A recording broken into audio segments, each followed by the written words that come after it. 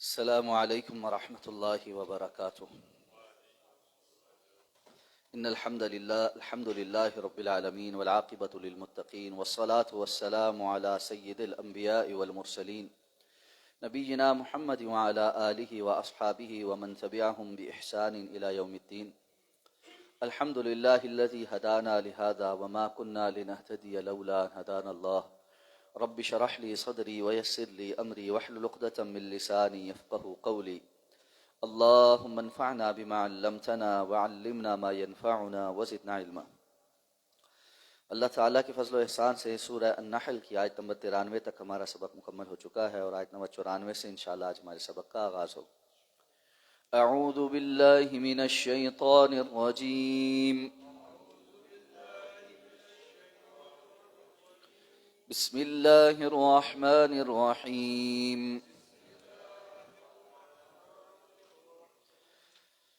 فاصدع بما تؤمر وأعرض عن المشركين.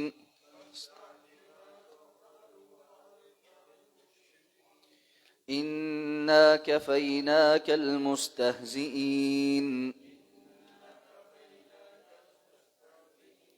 الذين يجعلون مع الله إلها آخر فسوف يعلمون.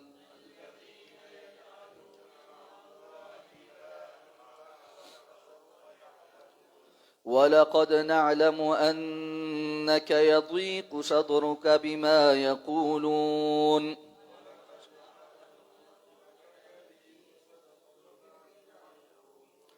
فَسَبِّحْ بِحَمْدِ رَبِّكَ وَكُن مِّنَ السَّاجِدِينَ.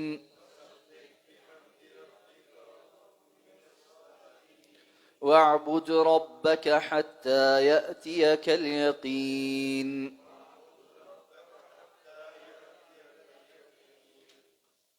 فاصدع بما تؤمر، اور آپ کھلم کھلا اعلان کیجئے اس کا جو آپ کو حکم دیا جاتا ہے. وَأَعْرِضْ عَنِ الْمُشْرِكِينَ، اور مشرکین سے اعراض کیجئے. اِنَّا كَفَيْنَاكَ الْمُسْتَهْزِئِينَ، یقیناً ہم کافی ہیں آپ کو مذاق اڑانے والوں کے مقابل. الَّذِينَ يَجْعَلُونَ مَعَ اللَّهِ إِلَٰهًا آخر، وہ لوگ جو اللہ کے ساتھ اور اوروں کو الہ بناتے ہیں. فسوف یعلمون، ان قریب وہ جان لیں گے. وَلَقَدْ نَعْلَمُ، البتہ ہم جانتے ہیں. أَنَّكَ يَضِيقُ صَدْرُكَ، کہ یقیناً آپ کا سینہ تنگ پڑتا ہے. بما یقولون، بوجہ اس کے جو یہ کہتے ہیں.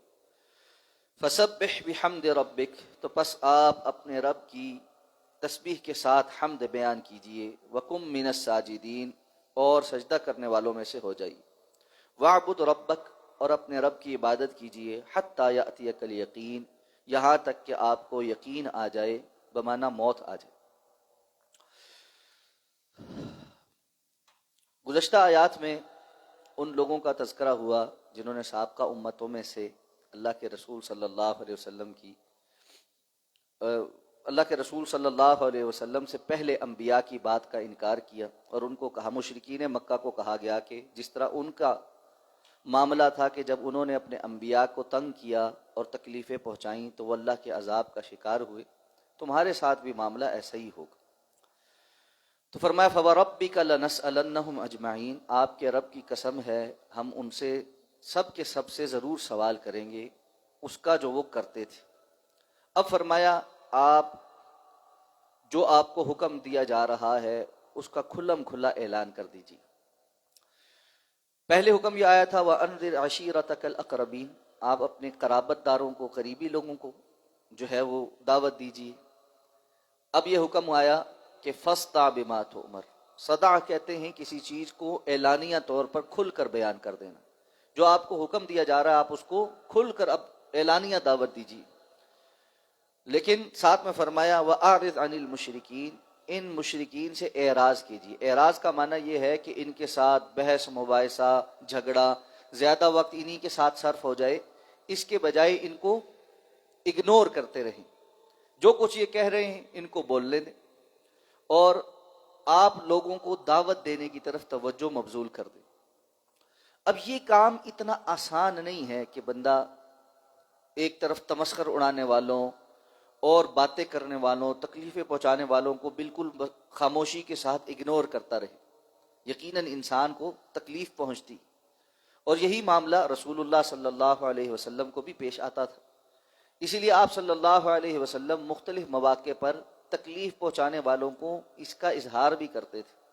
آپ نے ایک دن گھر سے باہر نکل کے اپنے قریبی لوگوں کو پکارا اور کہا کہ یہ کیسی ہمسائیگی ہے جو تم برت رہے ہو، کہ کبھی تم میرے گھر کے اندر کوڑا پھینکتے ہو، کبھی پتھر مارتے ہو، کبھی کچھ کہتے ہو، کبھی القابات سے بلاتے ہو، کبھی گندگی میرے اوپر پھینکتے ہو، کبھی تشدد پر اتر آتے ہو، میرے ساتھیوں کے ساتھ جو ظلم ڈھا رہے ہو، یہ کس قسم کی ہمسائیگی ہے اور کیسی قرابت داری اور رشتہ داری ہے جس کا تم حق ادا کر رہے ہو؟ لیکن انہیں اس کے باوجود کوئی شرم نہیں ہے۔ تو اللہ نے فرمایا انا کفیناک المستہزئین، یقیناً ہم آپ کو کافی ہیں استہزاء کرنے والوں کے مقابل۔ یہ جو آیات ہیں نا، یہ بڑی تسلی والی ہے، اور اس کا عملی مظاہرہ رسول اللہ صلی اللہ علیہ وسلم کی زندگی سے ہی شروع ہو گیا تھا۔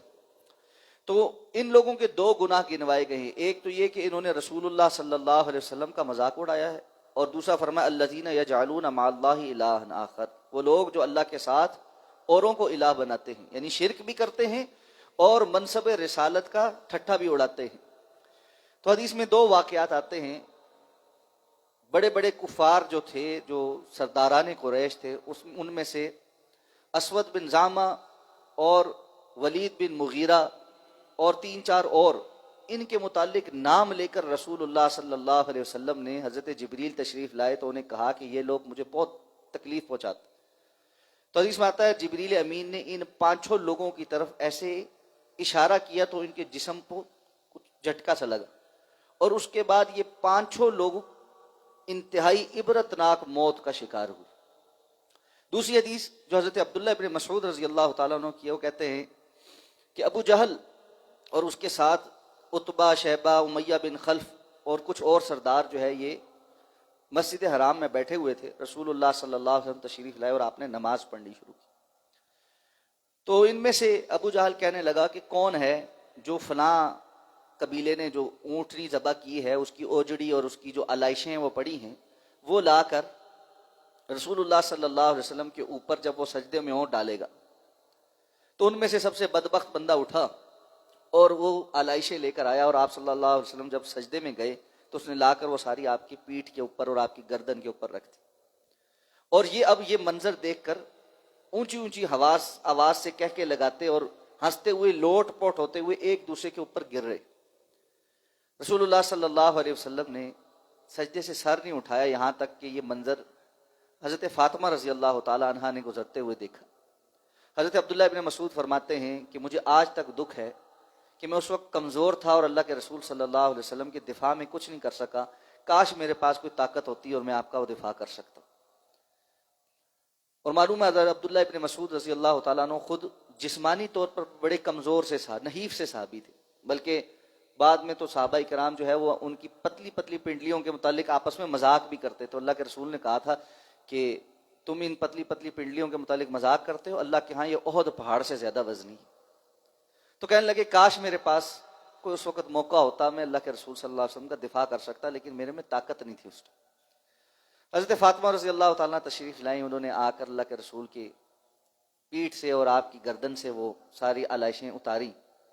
اس کے بعد آپ نے سجدے سے سر اٹھایا، نماز ختم کی، اور پھر آپ صلی اللہ علیہ وسلم نے بددعا کی، اللہم علیک بقریش، یا اللہ میں تجھ سے قریش کے متعلق بددعا کرتا ہوں۔ پھر آپ نے نام لی، 7 لوگوں کے نام لی، جن میں عتبہ، شیبہ، امیہ بن خلف، ابو جہل، یہ سارے لوگ شامل تھے۔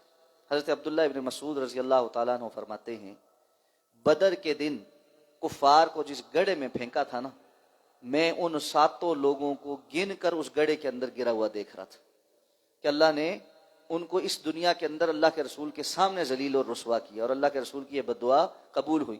اب دیکھو اتنے عجیب لوگ تھے، جب اللہ کے رسول نے یہ بددعا دی تو اسی وقت ان کو کھٹکا لگ گیا کہ ایک تو یہ کہ یہ جگہ ایسی ہے کہ بیت اللہ، جس کے متعلق ان کو یہ تھا کہ یہاں پہ دعا رد نہیں ہوتی کسی کی بھی، اور دوسرا یہ کہ محمد صلی اللہ علیہ وسلم جیسی شخصیت تو ان کی بددعا قبول ہو جائے، لیکن پھر وہی ابلیسی سوچ اور تعصب آڑے آ جاتا تھا کہ بات نہیں مانی۔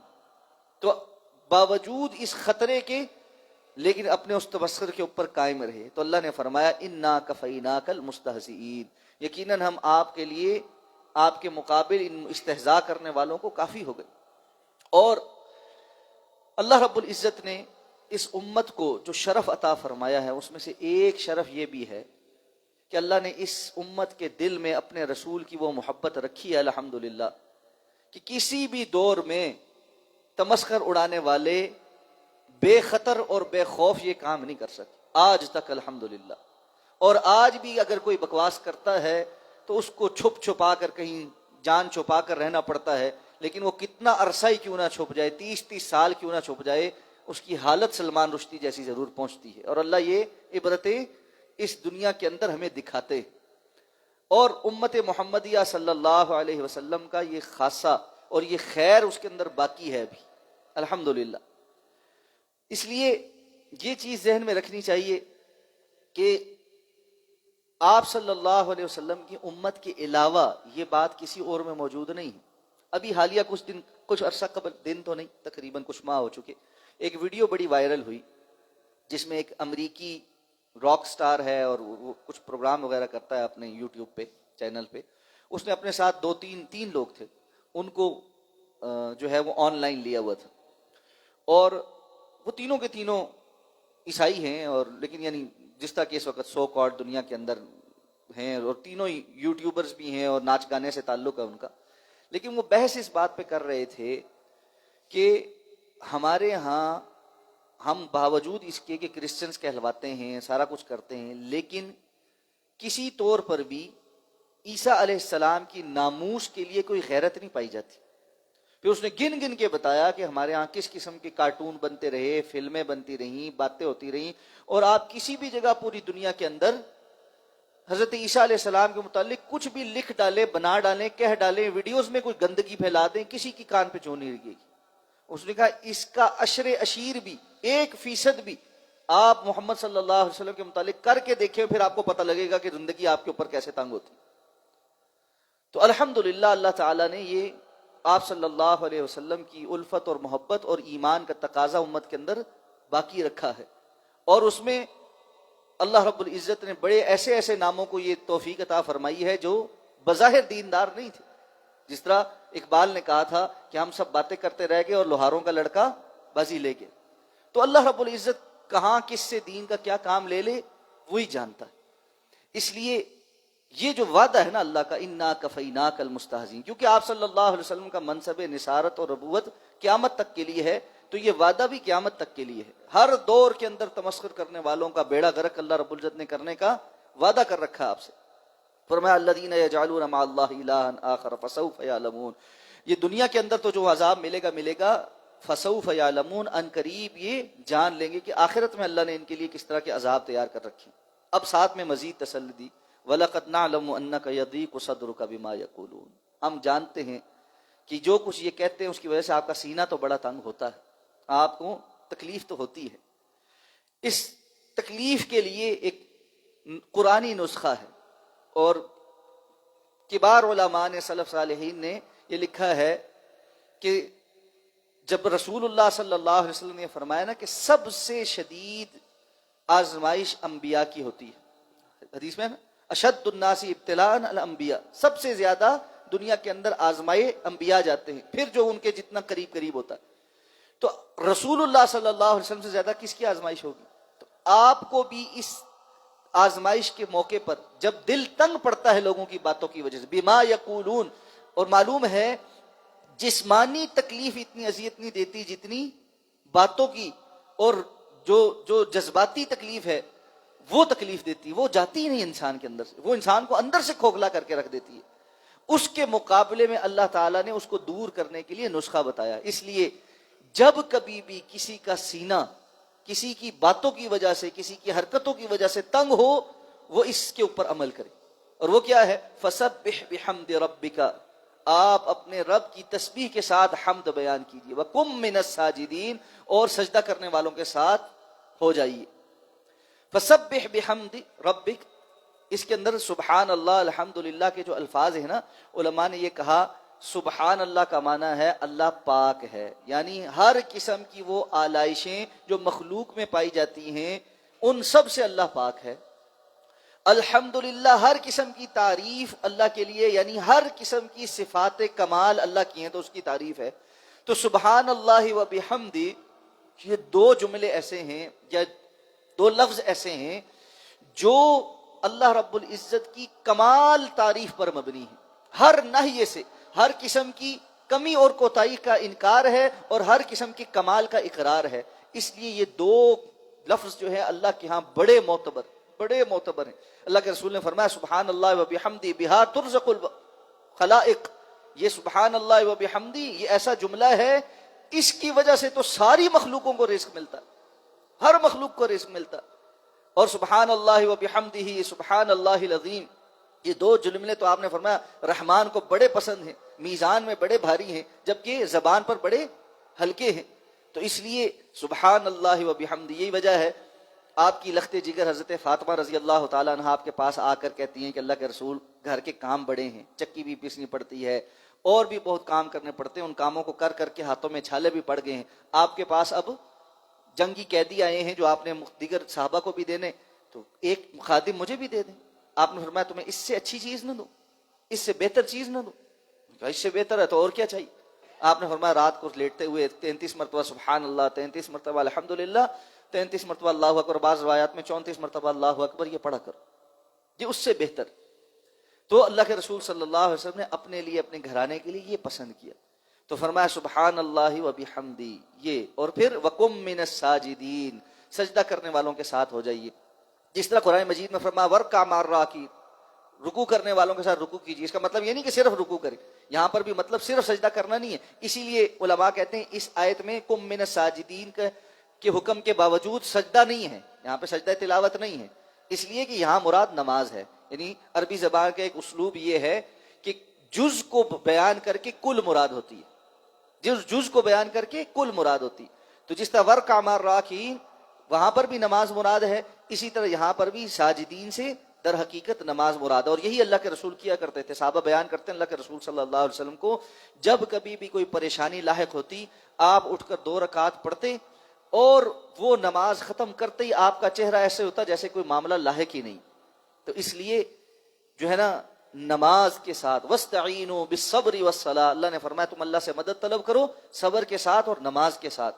تو بندہ کو کوئی تکلیف آ جائے، سینہ تنگ ہونا شروع ہو جائے، پریشانی لاحق ہو جائے، اس کو چاہیے کہ وہ کثرت کے ساتھ نماز پڑھیں۔ اب فرض نمازیں تو وہ پہلے بھی پڑھ رہا ہے، اس کا مطلب ہے کچھ نوافل کی کثرت کرنی چاہیے، کچھ ایکسٹرا سجدے کرنے چاہیے، اور پھر سبحان اللہ و بحمدہ اس کا ورد زیادہ کر دینا چاہیے۔